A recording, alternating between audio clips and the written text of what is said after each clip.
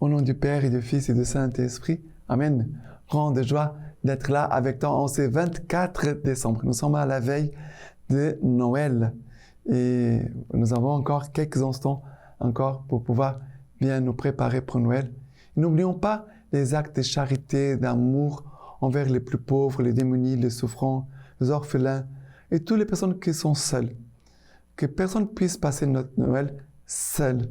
Que toutes les personnes puissent avoir cette joie de sentir l'Église comme sa propre famille. Nous avons la famille biologique, mais nous avons aussi l'Église qui est notre famille aussi. Que nous puissions, pendant ce Noël, vraiment nous faire penser beaucoup aux plus petits, aux faibles, aux pauvres, aux malheureux. Maintenant, la première lecture d'aujourd'hui, c'est 2 Samuel, chapitre 7, à partir du verset 1. Quand le roi habita sa maison et que le Seigneur eut accordé le repos alentour face à ses ennemis, le roi dit au prophète Nathan, « Vois donc, j'habite une maison de cèdre, et l'arche de Dieu habite sous une tente de toile. » Nathan lui répondit au roi, « Va et fais tout ce qui te tient à cœur, car le Seigneur est avec toi. » Mais cette même nuit, la parole du Seigneur fut adressée à Nathan en ces termes. « Va dire à mon serviteur David, ainsi parle le Seigneur. Et c'est toi qui me construiras une maison pour que j'y habite. Ainsi parle le Seigneur, Sabaoth. C'est moi qui t'ai pris au pâturage derrière le troupeau pour être chef de mon peuple Israël. J'ai été avec toi partout où tu allais. J'ai supprimé devant toi tous tes ennemis. Je te donnerai un grand nom, comme le nom des plus grands de la terre. Je fixerai un lieu à mon peuple Israël. Je les planterai. Il demeurera en cette place. Il ne sera plus ballotté et des scélérats ne continueront plus à l'opprimer comme auparavant, depuis le temps où j'instituai des juges sur mon peuple Israël. Je t'ai accordé le repos face à tous tes ennemis. Le Seigneur t'annonce qu'il te fera une maison. Et quand tes jours seront accomplis et que tu seras couché avec tes pères, j'élèverai ta descendance après toi, celui qui sera issu de tes entrailles, et j'affirmerai sa royauté.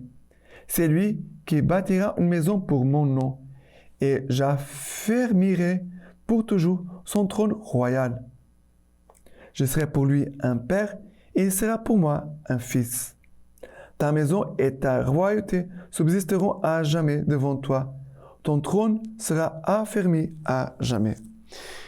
Et ici, cette prophétie que le Seigneur nous apporte par Samuel, par le prophète Nathan, nous parle d'un roi qui sera issu de David.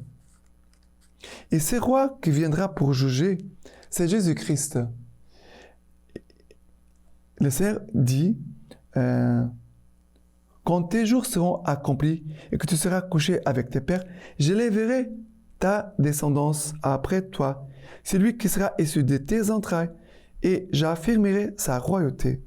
Ça veut dire que, ici l'Écriture déjà nous dit que c'est lui qui va naître, c'est Jésus, notre roi, notre Dieu, notre sauveur. Il vient tout petit, faible, pauvre, fragile, mais en lui réside toute la puissance de Dieu. En lui, nous trouvons la royauté de Dieu. Nous puissions vraiment déjà nous approcher de cette grâce de Noël avec beaucoup d'humilité, en désirant vraiment nous approcher du roi des rois pour l'adorer. Voilà les sentiments que nous devons avoir, des désirs d'adorer Jésus en ce temps de Noël. Maintenant, le psaume d'aujourd'hui, c'est le psaume 89, à partir du verset 2. Il nous dit ceci. L'amour du Seigneur à jamais, je le chante. D'âge en âge, ma parole annonce ta vérité. car tu as dit, l'amour est bâti à jamais. Les cieux te fondent en eux ta vérité. J'ai fait une alliance avec mon élu. J'ai juré à David mon serviteur, à tout jamais j'ai fondé ta lignée.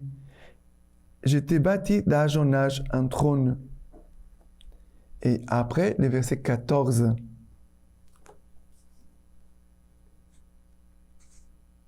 Verset 12, pardon. Verset 12. À toi le ciel, à toi aussi la terre, le monde et son contenu.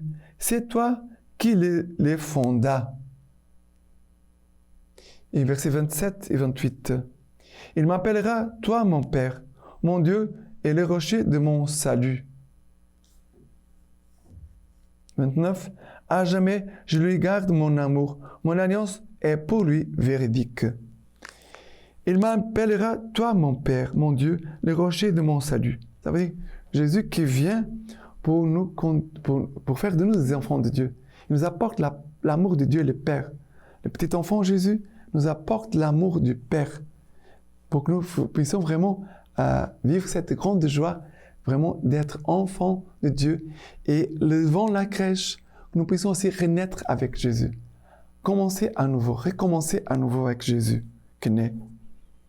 Et verset 29, à jamais je lui garde mon amour. Mon alliance pour lui est véridique. Le Seigneur nous garde son amour pour nous. Et lui, il garde l'alliance pour nous, mais que nous aussi puissions renouveler notre alliance avec Dieu. Et cette alliance qui est vérité.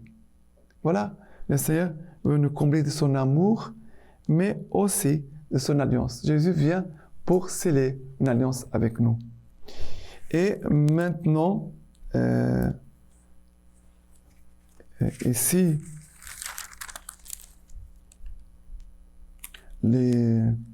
maintenant l'évangile d'aujourd'hui, c'est Luc chapitre 1, à partir du verset 67. Et Zacharie, son père, fut rempli de l'Esprit Saint et s'est mis à prophétiser. Béni soit le Seigneur, le Dieu d'Israël, qui visite et rachète, car béni soit le Seigneur, le Dieu d'Israël, de ce qu'il a visité et délivré son peuple. Et il nous a suscité une puissance de salut dans la maison de David son serviteur, selon qu'il avait annoncé par sa bouche de ses saints prophètes des temps anciens, pour nous sauver de nos ennemis et de la main de tous ceux qui nous haïssent. Ainsi fait-il miséricorde à nos pères. Ainsi se souvient-il de son alliance sainte, du serment qu'il a juré à Abraham, notre père, de nous accorder que sans crainte délivré de la main des ennemis, nous le servions en sainteté et justice devant lui tout au long de nos jours. Et toi, toi aussi, petit enfant, tu seras appelé prophète du Très-Haut, car tu marcheras devant le Seigneur pour lui préparer les voies, pour donner à son peuple la connaissance du salut, par la rémission de ses péchés, grâce au sentiment de miséricorde de notre Dieu, dans lequel nous a visité l'astre d'en haut, pour illuminer ceux qui demeurent dans les ténèbres et l'ombre de la mort, afin de guider nos pas dans le chemin de la paix.